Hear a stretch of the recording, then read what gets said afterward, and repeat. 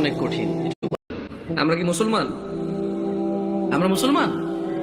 আলহামদুলিল্লাহ, আলহামদুলিল্লাহ। হ্যাঁ, আমরা মুসলমান। যদি ফজরের নামাজ না পড়ে মুসলমান থাকা যেত। আমরা মুসলমান যদি শুক্রবারে 8 দিনে 2 রাকাত নামাজ পড়ে থাকা যায়, তাহলে আমরা মুসলমান। দিনে 17 রাকাত, সপ্তাহে 5-7-35 ওয়াক্ত পড়ে যদি মুসলিম হতে হয়, আমরা ওই মুসলমান না।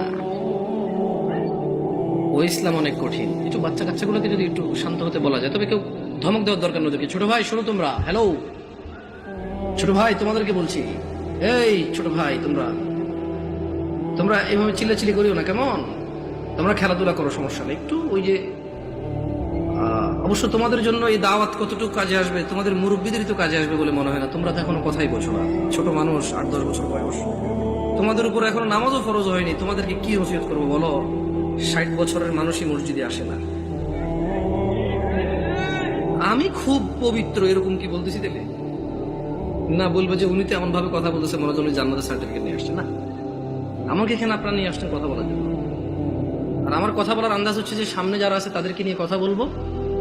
এর মানে এই নয় যে আমি এখান থেকে বাইরে আছি, আমি নিজেকে সহযোগ করে কথা বলবো। কেমন? নয়াপাড়ার মানুষ, শুকরিয়া আদায় করো যে তোমরা মুসলমানের ঘরে জন্ম হয়েছো। আলহামদুলিল্লাহ। আজকে এখানে যেই ন্যায় এবং অন্যায়ের বিষয় আলোচনা হবে, তা প্রত্যেকটা মানুষের জন্য প্রয়োজনীয়, অত্যন্ত জরুরি।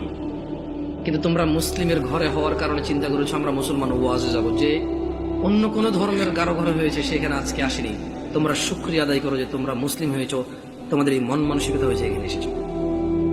যাদের দাড়ি নাই তারা ইনশাল্লাহ দাড়ি রাখবে, এরকম অনেকবার বলেছে নাকি বলে নাই?